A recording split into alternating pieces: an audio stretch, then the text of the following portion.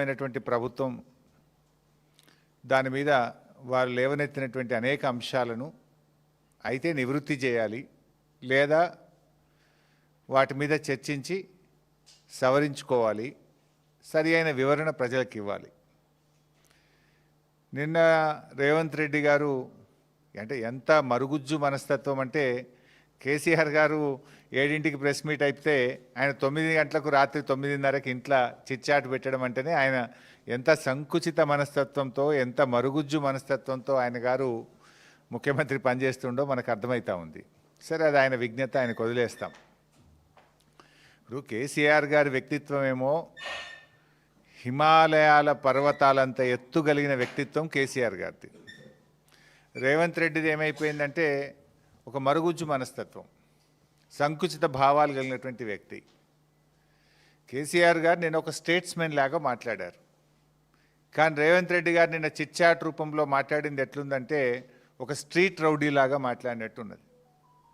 So ఒక గల్లీ గుండా ఓ దాదా మాట్లాడినట్టుగా ఒక స్ట్రీట్ రౌడీ లాగా రేవంత్ రెడ్డి గారు మాట్లాడారు.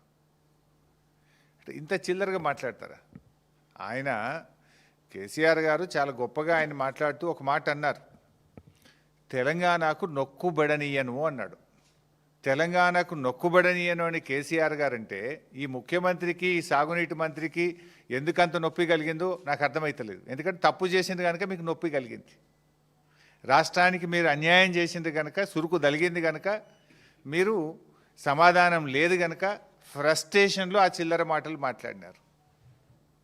కేసీఆర్ గారి వ్యాఖ్యలతో రేవంత్ రెడ్డి తెలంగాణ ద్రోహిగా నిన్న స్పష్టంగా రాష్ట్ర ప్రజల ముందు కేసీఆర్ గారు నిలబెట్టారు. ఉత్తమ్ కుమార్ రెడ్డి గారు ఉత్తర కుమారుడుగా నిన్న తేలిపోయినటువంటి పరిస్థితి. ఇప్పుడు అనేక అంశాలు మాట్లాడింది నిన్న కేసీఆర్ గారు.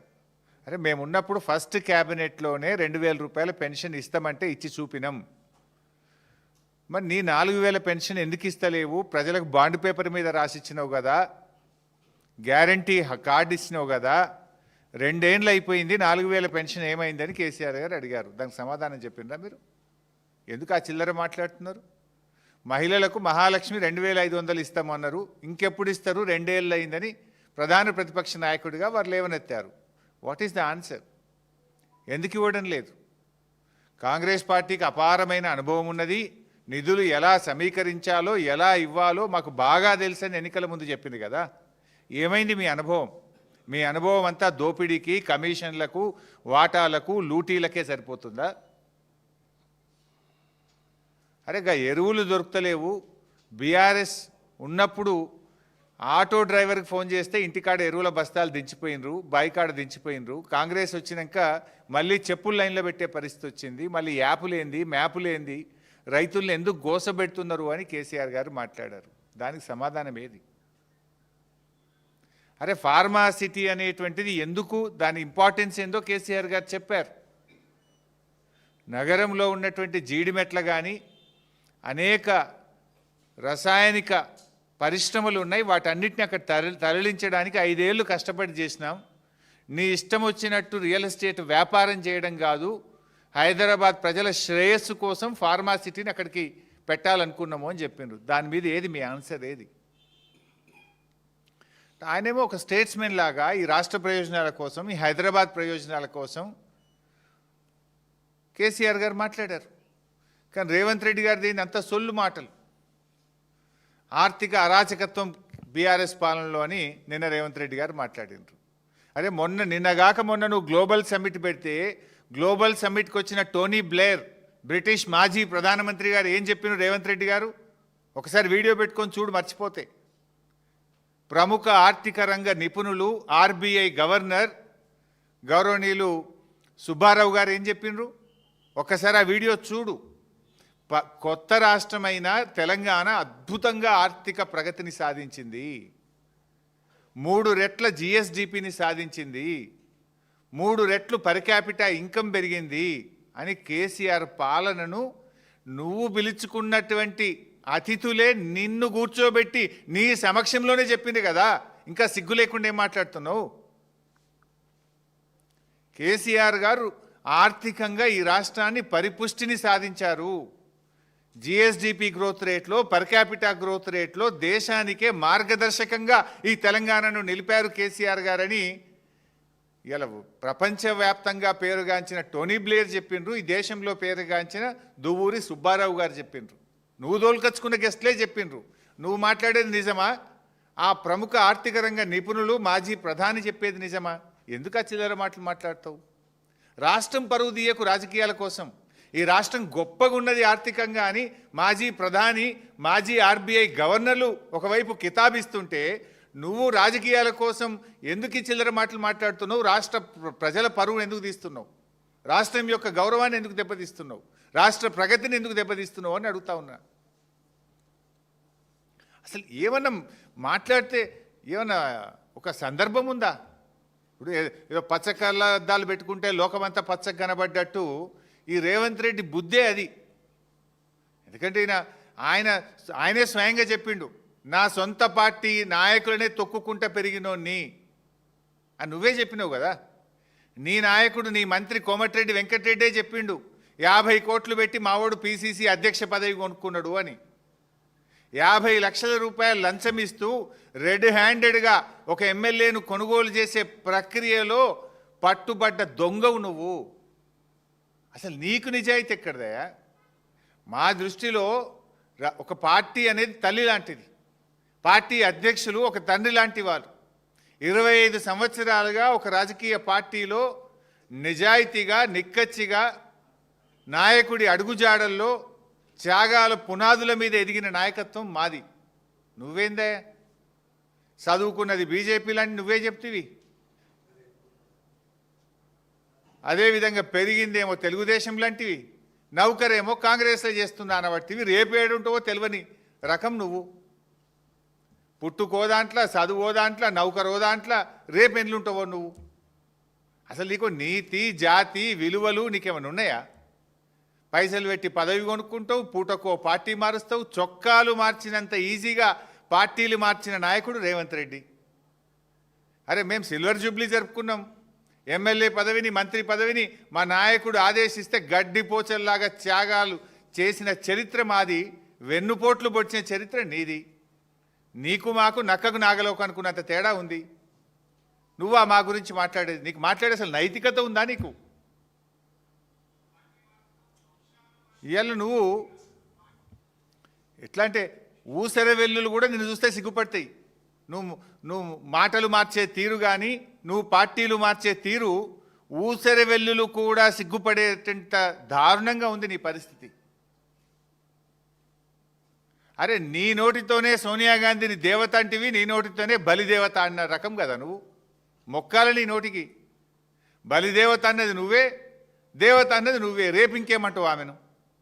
అసలు నీకు స్టాండ్ ఉందా? నీకు ఒక సిద్ధాంతం ఉందా? నీకు ఒక పద్ధతి ఉన్నదా రేవంత్ రెడ్డి? నీకు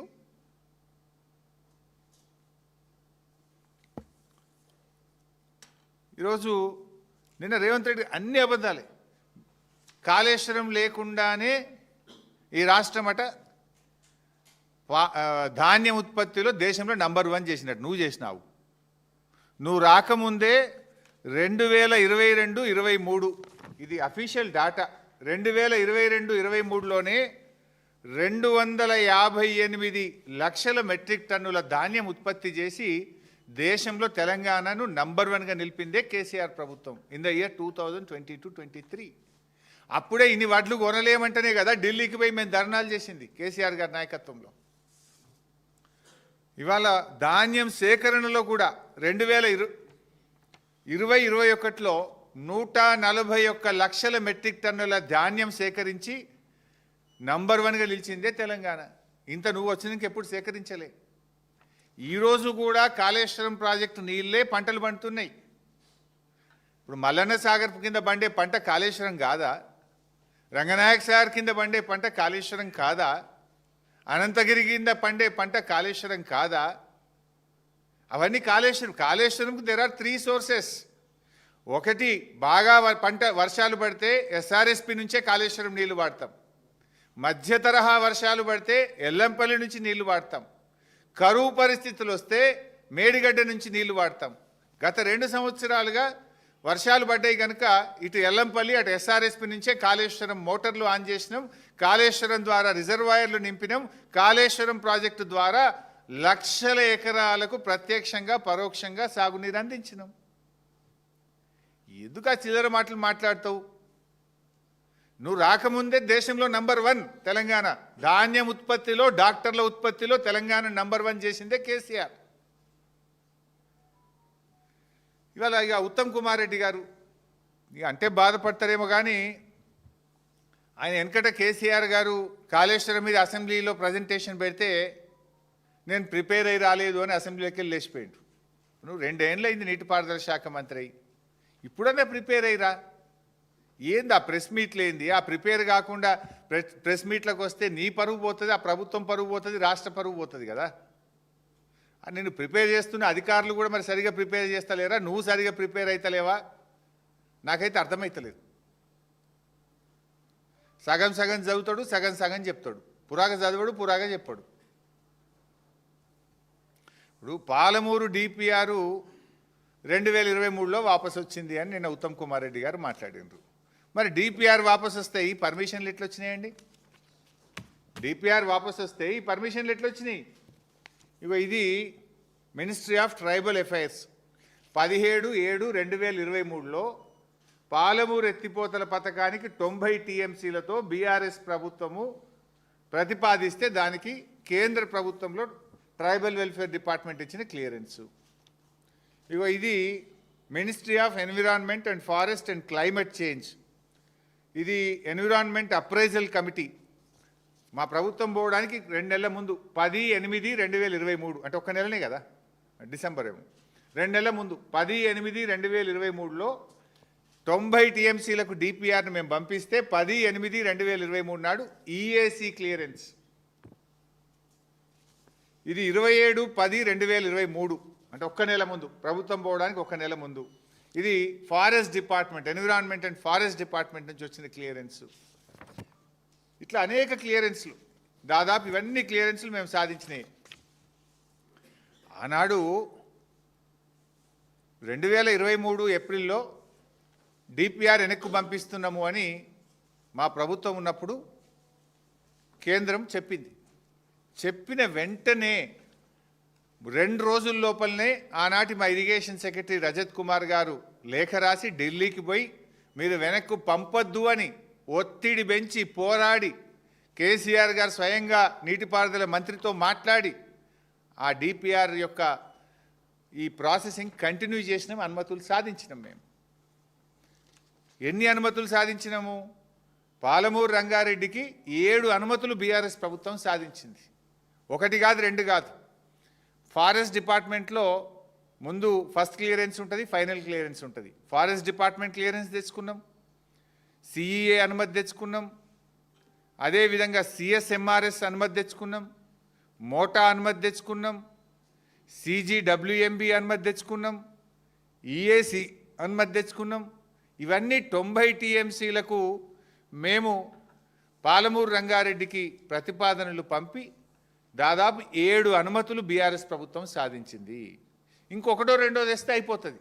అనుమతులు సాధించాల్సిన కాంగ్రెస్ ప్రభుత్వం డిపిఆర్ వెనక్కి తెచ్చింది. ఇదే కదా నిన్న కేసీఆర్ గారు చెప్పింది. మేమేమో 7 అనుమతులు తెచ్చినాం, మీరు ఒక్క అనుమతి తేలేదు, డిపిఆర్ మాత్రం వాపసు తెచ్చుకున్నారు. ఇవాళ డిపిఆర్ వాపసు తెస్తే మరి అనుమతులు ఎట్లా వచ్చినాయి మా హయాంలో?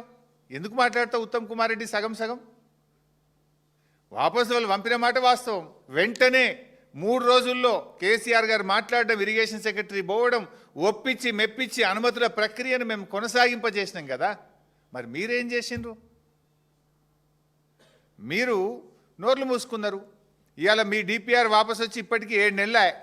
7 నెలల నుంచి ఎందుకు నోరు మెదుపుతలేరు మీరు? ఇవి 5/5/2025 కాంగ్రెస్ ప్రభుత్వం వచ్చినాక ఇది డిపిఆర్ పాలమూరు రంగారెడ్డి డిపిఆర్ను వాపస్ పంపుతూ కేంద్ర ప్రభుత్వం రాసిన లేఖ. 5th May 2025 పాలమూరు డిపిఆర్ వాపసు వచ్చిన లేఖ ఇది. మీరు డిపిఆర్ వాపసు వచ్చి ఇప్పటికి 7 నెలలే. 7 నెలల నుంచి ఎందుకు పెదవులు మూసుకున్నారు? 2 సంవత్సరాల కాంగ్రెస్ పాలనలో ఒక్క అనుమతి కూడా ఎందుకు తేలేదు? మేము 7 అనుమతులు తెచ్చాం కదా, మీరు ఒక్క అనుమతి అన్న తెచ్చిండ్రా? అనుమతులు తెలియదు కానీ డిపిఆర్ వాపస్ తెచ్చారు. ఇగో ఇది దిస్ ఇస్ ద లెటర్ 5/5/2025. నిన్న ఉత్తమ్ బుకాయిస్తుండు, లేలే మేము 45 టీఎంసీలకు ఉత్తరం రాయలే, మేము అడగనే లేదు అన్నాడు. ఇగో ఇది ఉత్తమ్ కుమార్ రెడ్డి రాసిన లెటర్. ఇదేమో 90 టీఎంసీలు పాలమూరుకు కేటాయిస్తూ కేసీఆర్ గారు ప్రభుత్వం ఇచ్చిన జీవో నంబర్ 246/2022 సంవత్సరం. 90 టీఎంసీలు కేటాయిస్తూ ఇది కేసీఆర్ గారు ప్రభుత్వం ఇచ్చిన జీవో. ఇదేమో 45 టీఎంసీలు చాలు అని ఉత్తమ్ కుమార్ రెడ్డి ఢిల్లీకి రాసిన ఉత్తరం. 45 చాలు అని ఉత్తరం రాసిన ఢిల్లీకి. మొత్తం అంటే టైం వేస్ట్ కానీ page number 2 paragraph number 4. In view of the above, it is requested to kindly accord appraisal of the DPR of PRLIS with a utilization capacity of 45 TMC. 45 జాలు మా డిపిఆర్ని అప్రైజల్ చేయండి అని సిగ్గు లేకుండా ఈ రాష్ట్ర ప్రయోజనాల్ని దెబ్బతీస్తూ ఢిల్లీకి ఉత్తరం రాసిండు ఉత్తమ్ కుమార్ రెడ్డి, రేవంత్ రెడ్డి. తలకాయ ఎడబెట్టుకుంటారు ఇప్పుడు మీరు. మేము ఉత్తరమే రాయలేదన్నావు కదా, ఇది మీరు రాసిన ఉత్తరమే, సంతకం మీదే ఉత్తమ్ కుమార్ రెడ్డి గారి సంతకం నీది కాదా? ఇది నువ్వు రాసిన సంతకమే, నువ్వు పెట్టిన సంతకమే. మంచిగా చూడండి భయ్.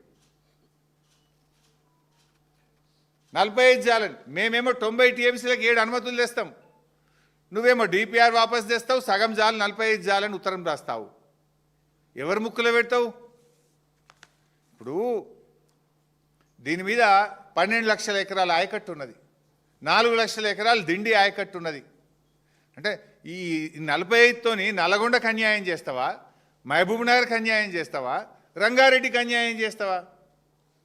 రంగారెడ్డిలో 5 లక్షల ఎకరాలు ఉంది, 7 లక్షలు పాలమూరులో ఉంది, 4 లక్షలు నల్గొండలో ఉన్నది, త్రాగునీటి అవసరాలు ఉన్నాయి. ఈ 45 జాలని ఎట్లా రాస్తావు ఉత్తరము? Why are you compromising? ఎవరి డైరెక్షన్? చంద్రబాబు గారి డైరెక్షనా? ఎవరి డైరెక్షన్తో నీటి కేటాయింపులు తగ్గించారు? గతంలో కూడా కృష్ణా నది మీద ఉన్న ప్రాజెక్టులు ఆంధ్రాకు అప్పచెప్తే ఆనాడు కేసీఆర్ గారు గర్జించి నల్లగొండ సభ పెడితేనే కదా తోక ముడిచి మళ్ళీ అసెంబ్లీలో తీర్మానం చేసిండ్రు. లేలే పొరపాటైంది మేము అప్పచెప్పం అని అసెంబ్లీలో తీర్మానం ఎప్పుడు చేసిండ్రు? కేసీఆర్ గారు బయటకు వచ్చి రాష్ట్రానికి అన్యాయం జరుగుతుంది, 10 ఏళ్లలో మేము ప్రాజెక్టులు అప్పచెప్పలేదు, మీరు వచ్చి 10 రోజులు కాలే ఎట్లా అప్పచెప్తారు అని కేసీఆర్ గారు బయలుదేరితే పోరాడితే ఆ రోజు మళ్ళీ మీరు తోక ముడిచిండ్రు. ఇవాళ కూడా కేసీఆర్ గారు ఎందుకు వచ్చిండ్రు? అరే మేము ఆలోచించింది 170, ముందైతే 90 తీసుకొని కడదామని మేము ప్లాన్ చేస్తే నువ్వు 45కి ఎట్లా తగ్గిస్తావని పాలమూరుకో నల్లగొండకో రంగారెడ్డికి అన్యాయం జరిగితే ఈరోజు కేసీఆర్ గారు నీ ప్రభుత్వాన్ని అడిగారు. దాన్ని సమాధానం చెప్పండి, సవరించుకోండి, కానీ ఈ చిల్లర వాగుడు ఎందుకండి? ఇది కాదా నువ్వు రాసిన ఉత్తరం? నీ లెటర్ ప్యాడ్ మీద నీ స్వదస్తూరితో నువ్వు రాసింది కదా ఇది. ఇంకా షేమ్లెస్ ఇంకా మాట్లాడుతున్నారు. అసలు ఏమన్నా మాట్లాడే దాంట్లో ఒక అబద్ధాలు ఆడడానికి కూడా ఒక హద్దు పద్దు ఉంటుంది. పాలమూరులో 90% పనులు పూర్తయినాయి, మిగతా పనులు చేయండి అంటే యాడైనాయి అంటాడు. పోదామా మరి? డేట్ ఫిక్స్ చేయి, ఇద్దరం కలిసి పోదాంపా. 35,000 కోట్ల రూపాయలతో మేము ప్రాజెక్టు రూపకల్పన చేస్తే 27,500 కోట్ల రూపాయల పనులు బీఆర్ఎస్ హయాంలో జరిగాయి. ఆ రోజు మీరే ఎన్నో కేసులు పెట్టి అడ్డంకులు పెట్టి భూసేకరణ జరగకుండా గ్రీన్ ట్రిబ్యునల్లో హైకోర్టులో కాళ్ళ కట్టెలు పెట్టిన వాటిని ఎప్పటికప్పుడు ఛేదించుకుంటూ బీఆర్ఎస్ ప్రభుత్వం అన్ని అనుమతులు సాధించింది. దాదాపు 7 అనుమతులు సాధించాం. ప్రాజెక్టు పనులను పూర్తి స్థాయిలో ముందుకు తీసుకొని పోవడమే కాదు, ఆనాడు 16 సెప్టెంబర్ 2023న కేసీఆర్ గారు మోటరే ఆన్ చేసింది కదా. నార్లాపూర్ పంప్ హౌస్ దగ్గర 145 మెగావాట్ల పంపును ఆన్ చేసి కృష్ణమ్మ నీళ్లు పాలమూరు గడ్డ మీద బిరబిర బారిచ్చింది కేసీఆర్ కాదా? పాలమూరు గడ్డ మీద బిరబిర బారిచ్చింది కేసీఆర్ కాదా? సబ్స్టేషన్ కడితే మీ పంప్ హౌస్ అయిపోయి మోటార్ వస్తే నీళ్ళే బయటకు వచ్చాయి. నువ్వు పనులు కాలేదంటావు. నువ్వు బుడ్డ 2 కిలోమీటర్ల కాలువ 2 ఏళ్లలో నువ్వు దవ్వలే. జస్ట్ ప్యాకేజ్ 3లో 2 కిలోమీటర్ల కాలువ దవ్వుతే ఏదుల వట్టెము కర్వెన ఇవన్నీ రిజర్వాయర్లు నింపుకునే అవకాశం ఉండే. ఎందుకంటే అన్ని పంప్ హౌజులు పూర్తయినాయి, 2 TMCకి ట్విన్ టనల్ పూర్తయింది, రిజర్వాయర్ పూర్తయింది. మొదటి పంప్ హౌజ్ ఆన్ చేసి మొదటి రిజర్వాయర్ నార్లాపూర్లో నీళ్లు పోయించాం. ఇవాళ పోతే కూడా నార్లాపూర్ రిజర్వాయర్లో కేసీఆర్ గారు పాలమూరు రంగారెడ్డి ఎత్తిపోతల పథకంలో భాగంగా నిర్మించిన నార్లాపూర్లో 4 TMCల నీళ్ళు ఇవాళ కూడా ఉన్నాయి. పోయి చూద్దామా? వాళ్ళు దుంకుదాం. నీళ్ళు ఉంటే మునుగుతాం, నీళ్ళు లేకపోతే తేలుతాం. ఉన్నాయా లేవా నీళ్ళు నార్లాపూర్లా? నార్లాపూర్ నుంచి ఏదులా వట్టెం కర్వెన రావాలంటే కేవలం 2 కిలోమీటర్ల కాలువ దవ్వేది ఉండే. మేముంటే ఈ పాటికి పారిద్దు నీళ్ళను. 2 ఏళ్ళైంది చెప్తే పాలమూరు బిడ్డ అంటారు. మరి అలా కన్న తల్లికి ద్రోహం చేసినట్టు పాలమూరుకే ద్రోహం చేస్తున్నారు మీరు.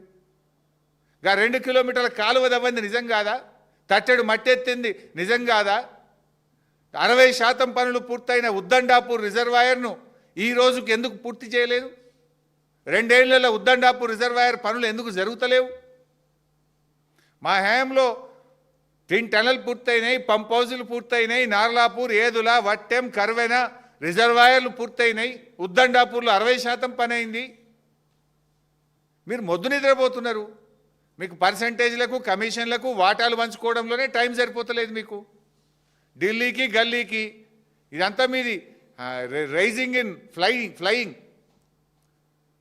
తెలంగాణ రైజింగ్ కాదు, Revanth Reddy rising in flying. గత చరిత్రలో తెలంగాణ ముఖ్యమంత్రులు ఎవరింత ఫ్లయింగ్ చేయలే కావచ్చు. ఇవాళ వాస్తవానికి పాలమూరు పనులు 2 ఏళ్లలో పూర్తి చేసి ఉంటే కొడంగల్ నారాయణపేట ప్రజలకు 2.5 లక్షల ఎకరాలకు నీళ్లు పోయేటి. అసలు బీఆర్ఎస్ వచ్చుంటే ఈ పాటికి కొడంగల్ నారాయణపేట రైతుల కాళ్ళు కృష్ణమ్మ నీళ్లతో కడిగే వాళ్ళం మేము. రేవంత్ రెడ్డి కమిషన్ల కోసం దీన్ని పక్కన పెట్టి నారాయణపేట కొడంగల్ లిఫ్ట్ పెట్టి ఇలా కమిషన్ల కోసం కక్కుర్తి పడతా ఉన్నాడు. నారాయణపేట కొడంగల్ లిఫ్ట్లో బారిన దానికంటే డబుల్ గ్రావిటీ ద్వారా పాలమూరు రంగారెడ్డి ద్వారా బారుతుంది. దాంట్లో 5 లిఫ్ట్లు. దీంట్లో ఉత్తదే కాలువ దవ్వుతే కాలడ్డం పెడితే నారాయణపేట కొడంగల్లో 2.5 లక్షల ఎకరాలకు నీళ్లు పడతాయి. అంటే నీ స్వార్థం కోసం, నీ కమిషన్ల కోసం ఇవాళ ఈ కాలువలు దవ్వకుండా పాలమూరు జిల్లాకు నువ్వు అన్యాయం చేస్తున్నావు.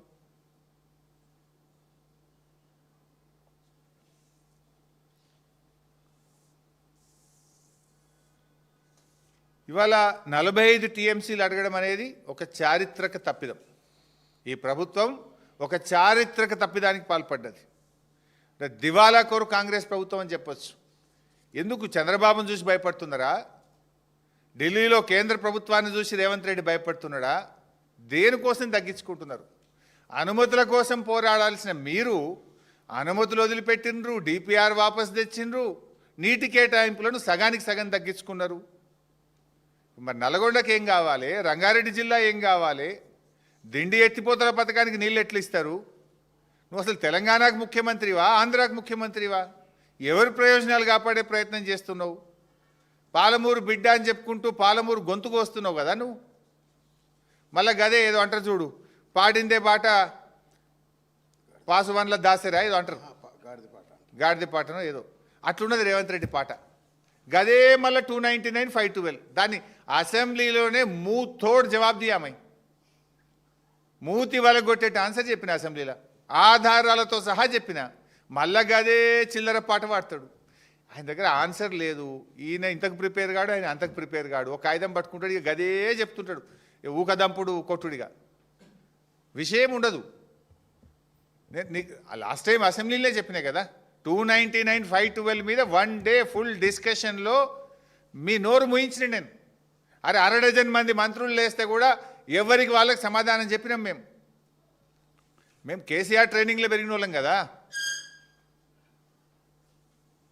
299, 512లో ఆనాడు అసలు ఈ 299, 512 ఏడికెళ్ళి వచ్చిందండి? కాంగ్రెస్ ద్రోహం కదా. కాంగ్రెస్ పార్టీ ఆనాడు మరణ శాసనం రాసింది. ఇగో ఇది 2013లో కాంగ్రెస్ ప్రభుత్వము అసెంబ్లీలో పెట్టిన డాక్యుమెంట్. ఇది నాది కాదు, 2013 నాటి కాంగ్రెస్ ప్రభుత్వం, అందులో ఉత్తమ్ కుమార్ రెడ్డి, బట్టి గారు, శ్రీధర్ బాబు గారు, వీళ్ళందరూ ఉన్నారల్లా. నాటి కాంగ్రెస్ ప్రభుత్వం అసెంబ్లీలో పెట్టిన డాక్యుమెంట్ ఇది. This is not my document.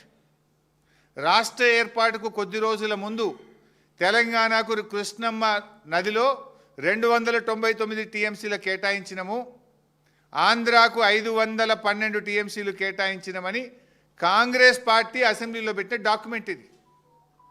ఈ 299కు ఆజ్యులే కాంగ్రెస్ పార్టీ.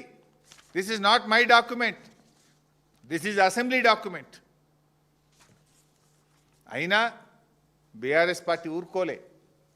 మీరు కాంగ్రెస్ పార్టీ ఆనాడు, నేను కేసీఆర్ గారు డీటెయిల్గా చెప్పారు, నేను వాళ్ళకి పోను. అప్పర్ కృష్ణ ఆ ప్రాజెక్టులన్నీ ఎట్లా తెలంగాణకు అన్యాయం చేసిందో కేసీఆర్ గారు వివరంగా చెప్పారు. అయితే కేసీఆర్ గారు ఈ తెలంగాణ కాంగ్రెస్ అన్యాయం చేసింది, రాష్ట్రం ఏర్పడ్డ తర్వాత దీన్ని ఎట్లా చేయాలని చెప్పి రాష్ట్రం ఏర్పడ్డ 42 రోజుల్లో, within 42 days, that is the commitment of KCR. June 2న ఆయన ప్రమాణ స్వీకారం చేసిండ్రు. కొత్త రాష్ట్రము, అధికారులు తేలలేదు, ఆఫీస్ తేలలేదు, ఎవరు కూర్చోవాలనో తెలియదు.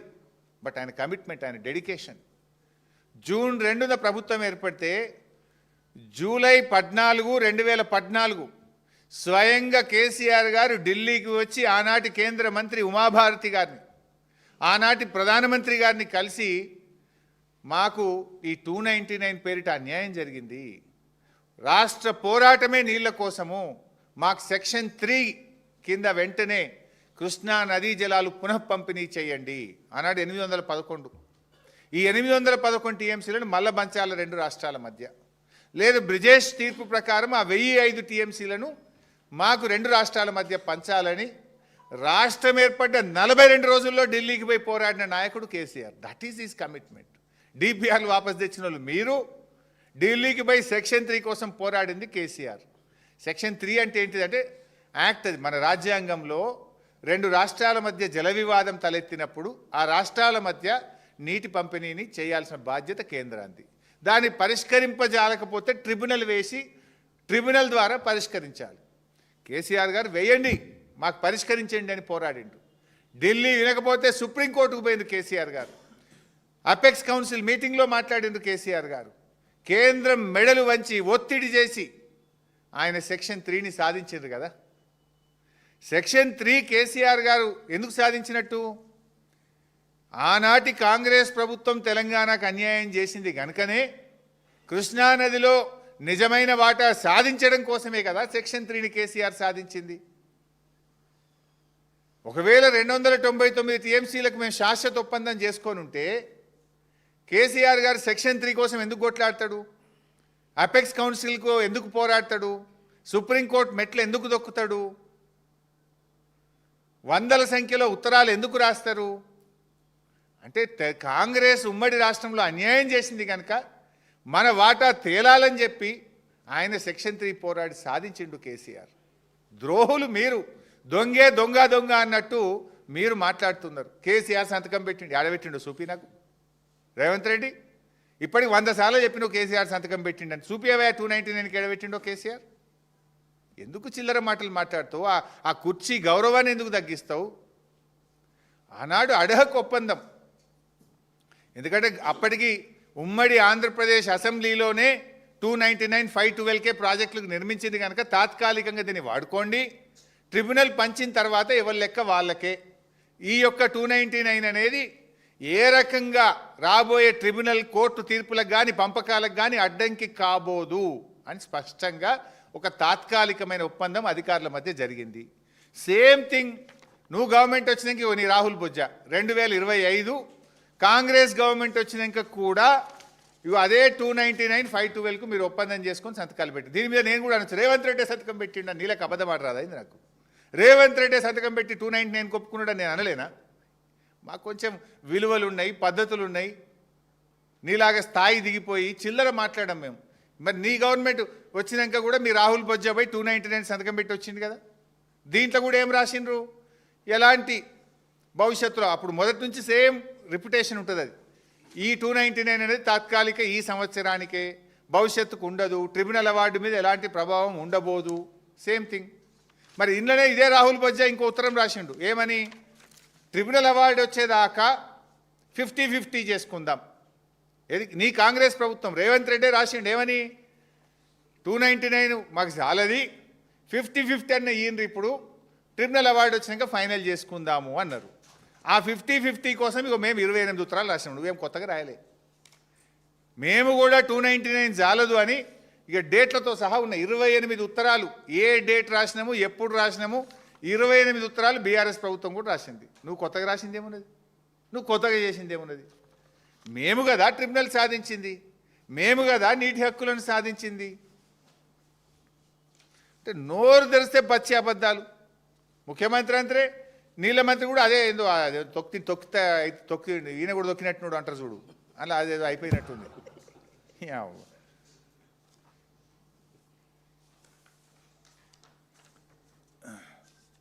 ఇట్లా ఈ చిల్లర మాటలు బంద్ చేయండి, నిజాయితీగా మాట్లాడండి.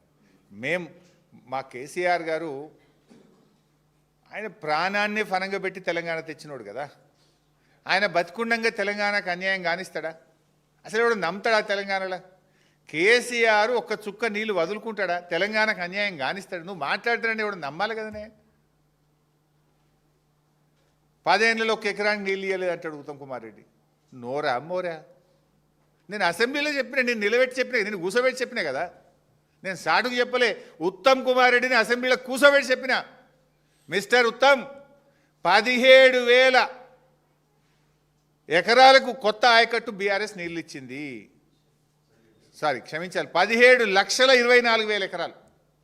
17,24,000 ఎకరాలకు బీఆర్ఎస్ కొత్త ఆయకట్టు 9.5 ఏళ్ళు ఇచ్చింది. మాకు అలా 2 ఏళ్ళు కరోనా పోయింది. మొదటి సంవత్సరం అయితే కొత్త సంసారం ఇంకా సెట్టే కాలే. మాకు ఆఫీసర్ ఎవడో, సీఈ ఎవడో, ఈఎన్స్ ఎవరో, ఎవరు ఆంధ్రకుంటారో, ఎవరు తెలంగాణకు పోతారో తెలియని పరిస్థితి, సంసారమే తెలియని పరిస్థితి. 2 ఏళ్ళు కరోనా ఉండే. మేము ఉన్న 9.5 ఏళ్లలో 2 ఏళ్ల కరోనాలో మొదటి సంవత్సరం కొత్త సంసారం అయినా 17,24,000 ఎకరాల కొత్త ఆయకట్టు ఇచ్చాం. అదేవిధంగా 31 లక్షల ఎకరాల స్థిరీకరణ చేసినాం. లైక్ మిషన్ కాకతీయ చెరువులు మొత్తం ఖరాబ్ అయితే దాన్ని 10 లక్షల నుంచి 25 లక్షల ఎకరాలకు ఆయకట్టు చెరువుల కింద పెంచాం. అట్లా ఎస్ఆర్ఎస్పి స్టేజ్ 2 కానీ, స్టేజ్ 1 టేల్ అండ్ ఆయకట్టు కానీ, ఇట్లా స్థిరీకరణ మొత్తం బీఆర్ఎస్ హయాంలో 48 లక్షల ఎకరాలకు మేము నీళ్ళు ఇచ్చాం. ఇది కొత్త ప్రభుత్వానికి అధికారులే పీపీటీ ఇస్తే లైవ్ టెలికాస్ట్లో చూసిన నేను. రేవంత్ రెడ్డి ప్రభుత్వం లైవ్ టెలికాస్ట్లో చూసిన నేను. మీరు ఇరిగేషన్ మీద అసెంబ్లీలో పెట్టిన డాక్యుమెంట్లో ఉన్నది కదా ఉత్తమ్, బీఆర్ఎస్ ఎన్ని ఎకరాలకు నీళ్ళు ఇచ్చిందో మీరు ఒక ఇరిగేషన్ మీద ఒక వైట్ పేపర్ పెట్టిండు మీరు అసెంబ్లీలో, ఫైనాన్స్ మీద, ఇరిగేషన్ మీద. నువ్వు పెట్టిన డాక్యుమెంట్లోనే ఉంది ఉత్తమ్ కుమార్ రెడ్డి. అసెంబ్లీలోనేమో ఇచ్చినామంటావు, నిన్ననేమో మేము 1 ఎకరానికి నీళ్ళు ఇవ్వలేదంటావు. ఏం మాట్లాడుతున్నావు నువ్వు? అసలు సోయి ఉందా? రాత్రి 12 గంటలకు ఉత్తమ్ కుమార్ రెడ్డి గారు ఫోన్ చేస్తుంటారని అప్పుడప్పుడు కాంగ్రెస్ నాయకులు చెప్తుంటారు. ఇక నేను పర్సనల్గా నువ్వు చెప్తే ఇంకా చాలా ఉన్నాయి కానీ I don't want to go personal. నీళ్ళే ఇయ్యలేదని ఎట్లా మాట్లాడుతావు? 17,24,000 ఎకరాల కొత్త ఆయకట్టుకి ఇచ్చాం. 31 లక్షల ఎకరాలు స్థిరీకరించింది కేసీఆర్ గారి ప్రభుత్వం. ఇక నీ కథ చెప్తా. బడ్జెట్ బుక్కులు కూడా ఉన్నాయి, నేను అసెంబ్లీకి ప్రిపేర్ అయినా, పెడితే అక్కడ చెప్తా వీళ్ళ సంగతి. అసెంబ్లీలో ఉత్తమ్ కుమార్ రెడ్డి గారు బడ్జెట్లో బుక్ పెట్టిండ్రు, ఇరిగేషన్ బడ్జెట్. 2024-25 బడ్జెట్లో ఏం చెప్పిండు ఉత్తమ్ అంటే 6,55,995 ఎకరాలకు నేను నీళ్ళు ఇస్తా అని చెప్పిండు ఉత్తమ్ గారు. 2025-26 బడ్జెట్లో ఏం చెప్పిండంటే 5,05,000 ఎకరాలకు నీళ్ళు ఇస్తా అని బడ్జెట్ బుక్ పెట్టిండు. అంటే 2 సంవత్సరాలు కలిపి 11,60,895 ఎకరాలకు నీళ్ళు ఇస్తామని ఉత్తమ్ కుమార్ రెడ్డి గారు బడ్జెట్ను అసెంబ్లీలో ప్రవేశపెట్టిండ్రు. బల్లలు కొట్టి కాంగ్రెస్ వాళ్ళు పాస్ చేసిండ్రు. నేను అడుగుతున్న సూటిగా, 11,60,895 ఎకరాలకు నీళ్ళు ఇస్తానని అసెంబ్లీలో చెప్పినావు కదా, 11,000 ఎకరాలకన్నా నీళ్ళు ఇచ్చినావా? ఇస్తే ఎక్కడిచ్చినావో చెప్పు. నేను చెప్తున్నా రికార్డ్, 17,24,000 ఎకరాల కొత్త ఆయకట్టు ఇచ్చాం, 31 లక్షల ఎకరాలు మేము స్థిరీకరించాం. నీ 2 ఏళ్లలో నువ్వు చెప్పిన 11,60,000 ఎకరాల్లో ఎక్కడిచ్చినావో చెప్పు. చెప్పకపోతే ముక్కు నేలకు రాసి క్షమాపణ అడుగు తెలంగాణ ప్రజల్ని. మోసం చేసినాం, అసెంబ్లీని తప్పుదో పట్టించినాం, అసెంబ్లీకి అబద్ధాలు చెప్పినాం, 11,60,000 ఎకరాలు ఇస్తామని చెప్పి అసెంబ్లీ సాక్షిగా అబద్ధాలు ఆడినందుకు క్షమాపణ చెప్పి రాష్ట్ర ప్రజలకు ఇంకా సిగ్గు లేకుండా మాట్లాడుతున్నారు. అసలు నీ ప్రభుత్వం చేసింది ఏం చేసింది? కేసీఆర్ గారు కట్టిన చెక్ డ్యాంలను తూటాలు పెట్టి పేల్చేసింది నీ ప్రభుత్వం. వట్టెం పంప్ హౌస్ మునిగిపోయింది, మునిగింది నీ ప్రభుత్వంలో. నీ ప్రభుత్వంలో ఎస్ఎల్బీసీ ప్రాజెక్టు కుప్పకూలింది. శవాలను కూడా బయటకు తీయలేని చేతగాని దద్దమ్మ ప్రభుత్వం మిస్టర్ రేవంత్ రెడ్డి నీది. ఇంకా సిగ్గు లేకుండా ఏ మొహం పెట్టుకో మాట్లాడుతున్నావు? ఎస్ఎల్బీసీ కుప్పకూలితే శవాలను కూడా బయటకు తీయ చేతగాని ప్రభుత్వం నీది. వట్టెం పంప్ హౌస్ మునిగిపోయింది. చెక్ డ్యాములు బాంబులు పెట్టి పేలుస్తుంటే ఇవాళ వరకు ఎఫ్ఐఆర్ లేదు, ఎంక్వైరీ చేయవు నువ్వు. ఒక్క ఎకరానికి నీళ్ళు ఇచ్చిన పాపాన పోలేదు, ఒక చెక్ డ్యామ్ కట్టిన పాపాన పోలేదు, ఒక చెరువు దవ్విన పాపాన పోలేదు, ఒక ప్రాజెక్ట్ కట్టిన పాపాన పోలేదు. మీరు నీళ్ళ గురించి మాట్లాడతారా? కృష్ణా నీళ్లను తాకట్టు పెట్టిందే మీరు. సరే 299 పుట్టించిందే కాంగ్రెస్, దగా చేసిందే కాంగ్రెస్ కదా. రేవంత్ ప్రభుత్వం నిన్న ఆయన మాట్లాడుతుండో మేము చాలా ఎక్కువ నీళ్ళు వాడినాం, ఇక చిచ్చాటు కదా అని మాట్లాడుతున్నాం. రేపు అసెంబ్లీ పెడతావు కదా, నీ పని చెప్తాందా? కృష్ణానదిలో అతి తక్కువ నీటి వినియోగం జరిగిందే రేవంత్ పాలనలో. Never before. ఈ రాష్ట్రం ఏర్పడి 12 ఏళ్ళు అయింది. 12 ఏళ్లలో 11.5 సంవత్సరాలు అతి తక్కువ నీటి వినియోగం ఎప్పుడు జరిగిందంటే రేవంత్ పాలనలో జరిగింది. This is the official document. 2014-15 నుంచి 2024-25 వరకు చూస్తే ఏ సంవత్సరం కూడా 30%, 35%, 45%, 33%, 29%, 30%, 36% వాడినాం మనం. రేవంత్ రెడ్డి గారి ప్రభుత్వంలో కృష్ణానదిలో లోయెస్ట్ యూటిలైజేషన్ 28.49. 28.49. కృష్ణానదిలో వచ్చిన నీళ్లలో అతి తక్కువ రాష్ట్ర వాటాను ఉపయోగించిందే రేవంత్ రెడ్డి ప్రభుత్వం. ఇక మాట్లాడతాడు ఈయన. బీఆర్ఎస్ ఇవ్వలే చేసింది, 299 తెచ్చింది నువ్వే. ఆ ఉన్న 299 ఉన్న తాత్కాలిక ఒప్పందాన్ని కూడా వినియోగించకుండా ఆంధ్రప్రదేశ్కు అడుగులకు మడుగులొత్తి దాసోహం చేసి తెలంగాణకు పాలమూరుకు అన్యాయం చేసింది నువ్వే కదా రేవంత్ రెడ్డి. అసలు నీకు అవగాహన ఉందా? ఓసారి మాట్లాడు. అసలు నాకు బేసిన్లే తెలివై, నల్లమల బిడ్డ అంటాడు, బేసిన్లు కూడా తెలివై నాకు. దేవాదలే బేసిన్లు ఉంది అంటాడు. ఓసారి అంటాడు 500 టీఎంసీ ఇస్తే చాలు రేవంత్ రెడ్డి చంద్రబాబు గారు, నువ్వు ఏమన్నా కట్టుకో గోదావరి మీద. ఈయన మాట్లాడతాడు ఒకసారి 500 టీఎంసీలు కృష్ణానదిలో మాకు బ్లాంకెట్గా ఇచ్చేసాయి, ఇక గోదావరిలో నువ్వు ఎన్నెన్న నీళ్ళు తీసుకపో, నేనేమనం. ఎవరు నువ్వు మాట్లాడడానికి? నువ్వు చంద్రబాబు నీ గురువు కావచ్చు. సరే గురువు అంటే గుర్తొచ్చింది, అది కూడా ఇష్టం. ఒకసారి ఎప్పుడు అన్నాడు, మళ్ళొక్కసారి చంద్రబాబు గురువు అంటే ముడ్డుమికెళ్దంతా అంటాడు. మొన్న ఎప్పుడో వెంకయ్య నాయుడు కనబడ్డప్పుడు చంద్రబాబే నా గురువు అంటాడు. అంటే నువ్వు నీ నోరుకు మొక్కాలరా నాయన. దేవత అంటావు, బలిదేవత అంటావు, గురువు అంటావు, ముడ్డుమికెళ్దంతా అంటావు. ఇక నేను మాట్లాడితే నోరు ఇంకేమన్నాడు అనేది. అయితే ఎక్కడో ఉంటుంది ఎన్ఓసి 500 ఇచ్చి బ్లాంకెట్ ఇక ఎన్నెన్న కట్టుకో చంద్రబాబు నాయుడు అంటాడు. మళ్ళోసారి మొన్న ఎప్పుడు రివ్యూ పెట్టిండు పేపర్లో, సీఎం ఆఫీస్ ప్రెస్ రిలీజ్ వస్తుంది కదా, మాకు కృష్ణానదిలో 904 టీఎంసీలు రావాలి కొట్లాడుండ్రి అంటాడు. 500 చాలన్నది నువ్వే, 904 రావాల్సిందే అని అడ్వకేట్లను ఆదేశించిండు రేవంత్ రెడ్డి అంటాడు. ఇక ఒకసారి ఉత్తమ్ది ప్రెస్ రిలీజ్ వచ్చింది 300కే.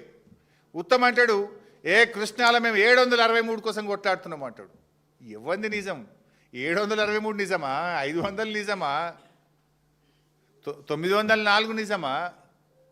అంటే మీరు ఆటలాడుతున్నారు రాష్ట్రంతో, రాష్ట్ర హక్కులతో, అవగాహన లేమితో, ఆగమాగం చర్యలతో, రాష్ట్ర ప్రజలతోని ఆటలాడుతున్నారు మీరు.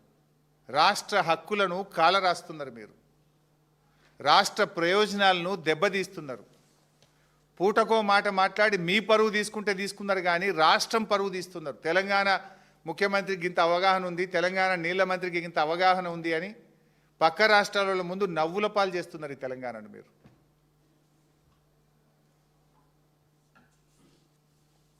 అసలు ఈరోజు సాబ్ ఇవాళ ఈవెన్ టుడే నాగార్జున సాగర్ కుడి కాలువ నుంచి రోజు 10,000 క్యూసెక్కులు ఆంధ్రప్రదేశ్ తీసుకుపోతుంటే చేష్టలుడికి చూస్తున్నది తెలంగాణ ప్రభుత్వం. ఈ రోజు కూడా ఆపలేకపోతున్నారు మీరు. బెల్లం కొట్టిన రాళ్ళలాగా చలనం లేకుండా ఉన్నారు మీరు ఈరోజు. ఈవెన్ టుడే ఈరోజు ఈ నిమిషానికి కూడా తెలంగాణకు అన్యాయం జరుగుతున్నది.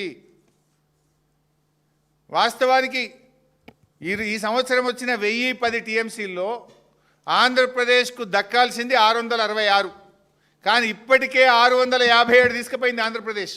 657 తీసుకుపోయింది. ఇంకా వాటర్ ఇయర్ ఇంకా 5-6 నెలలు మిగిలి ఉంది.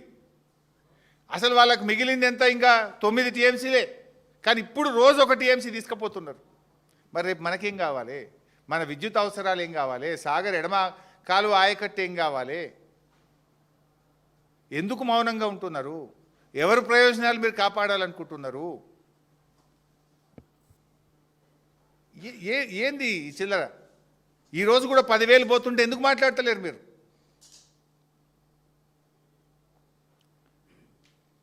ఇంకా చాలా ఉన్నాయి, నేను మళ్ళీ డీటెయిల్గా చెప్తా. కానీ ఒకటి లాస్ట్ పాయింట్ చెప్పి ముగిస్తా. చాలా అంటే వాళ్ళకి ప్రతి ఇష్యూకు నేను I can answer with document, with evidence.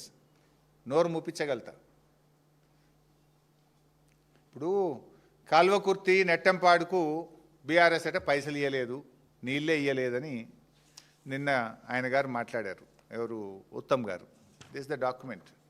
ఏది నేను ఉత్తగా మాట్లాడను. కల్వకుర్తి 1984లో స్టార్ట్ అయింది. 30 సంవత్సరాలు ఎవరు పాలకులు? 84 నుంచి 2014 వరకు 30 ఏళ్ళు ఎవరు పాలకులు? ఇదే కాంగ్రెస్, ఇదే తెలుగుదేశం. రేవంత్ రెడ్డి పూర్వ పార్టీ తెలుగుదేశం, రేవంత్ రెడ్డి ప్రస్తుతం ఉన్న పార్టీ కాంగ్రెస్. మీయే కదా. 30 ఏళ్లలో కల్వకుర్తికి మీరు ఇచ్చిన ఆయకట్టు 13,000 ఎకరాలు, కేవలం 13,000.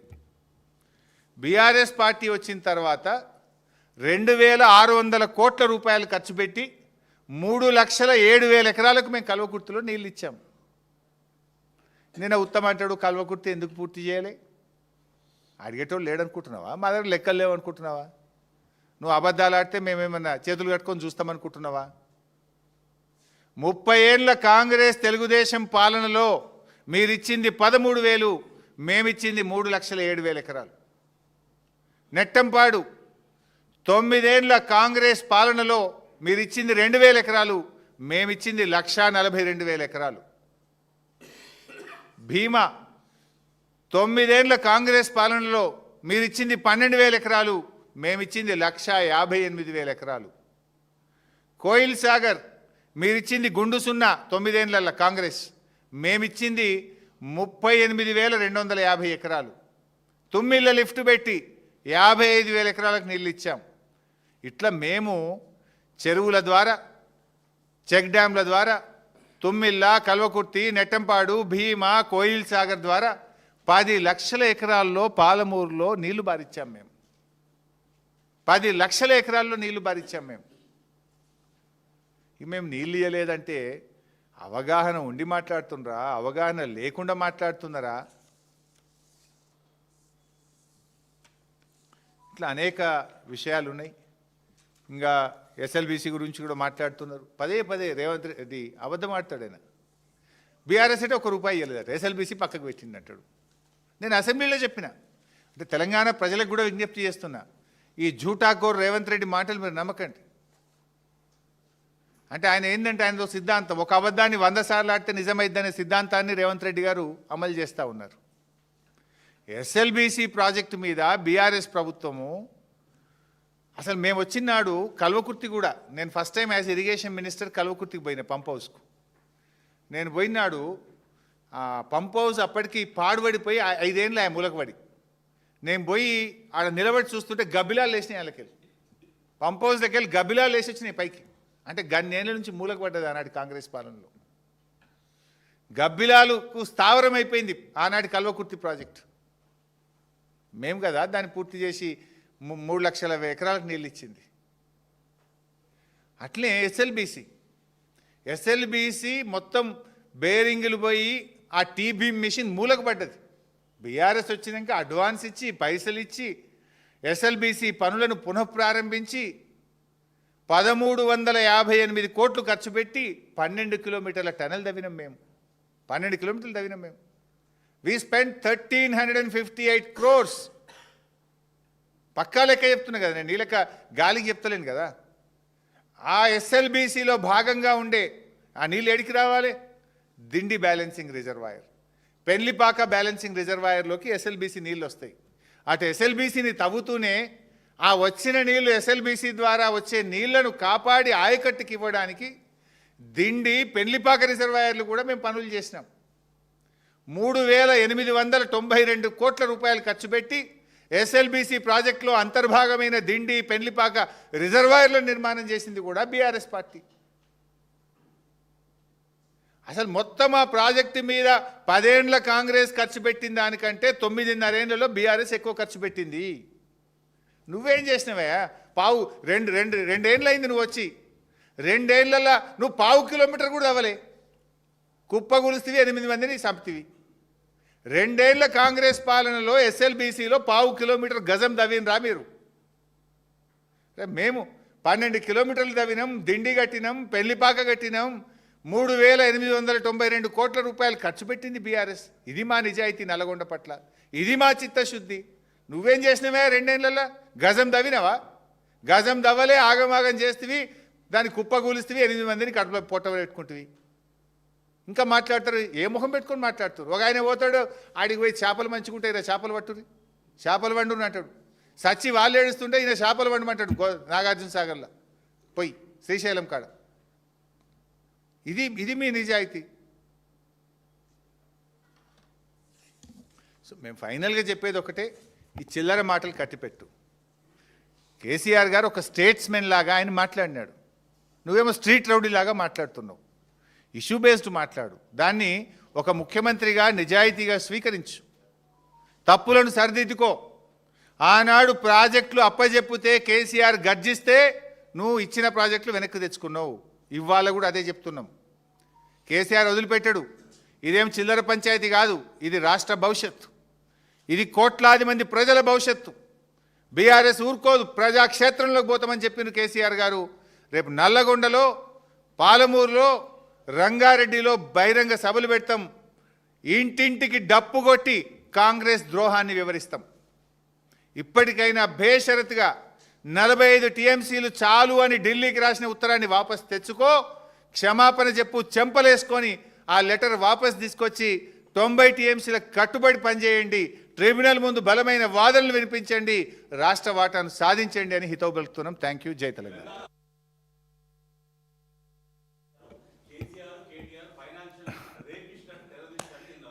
ఆయనకు నేను సమాధానం అవసరం లేదే. దువ్వూరి సుబ్బారావు గారు చెప్పిండ్రు, టోనీ బ్లేయర్ గారు చెప్పిండ్రు. ఒకసారి ఆ వీడియో తీసుకొని చూడమని. కేసీఆర్ గారు తెలంగాణను ఆర్థికంగా ఎంత అద్భుతంగా అభివృద్ధి చేసిండ్రో, it's not me, Tony Blair and Duvvuri Subbarao told them. Please see the video.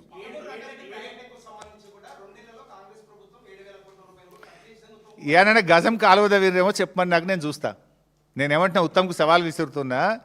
పాలమూరులో ఇందాక నేను చెప్పినా కదా, ప్యాకేజ్ 3లో 2 కిలోమీటర్ల కాలువ తవ్వితే 30 టీఎంసీలు స్టోర్ చేసుకునే సిస్టమ్ అంతా రెడీ అయింది. రిజర్వాయర్లు, టనల్లు, పంప్ హౌస్లు, సబ్ స్టేషన్లు, ఎవ్రీథింగ్ ఈజ్ రెడీ. 2 కిలోమీటర్ల కాలువ ఎందుకు తవ్వలేదు అని అడుగుతున్నా. మీరు పాలమూరు ప్రాజెక్టుకు 2 ఏళ్లలో చేసిన పని ఎక్కడుందో చెప్పండి, పోదాం. నేను చూపిస్తే మేమేం చేసినాం. ఇప్పుడు నేను చెప్పినా కదా మీకు, నేను ఏమేం పనులు చేసినాం, మోటార్ నొక్కినాం, నీళ్లు కూడా ఉన్నాయి, 4 టీఎంసీలు ఈరోజు అని కూడా చెప్పినా కదా. ఉత్తమ్ గారిని అడుగుతున్నా, 2 సంవత్సరాల్లో పాలమూరు ప్రాజెక్టులో మీరు చేసిన పని ఎక్కడ, దాని పరిమాణం ఎంత, ఏం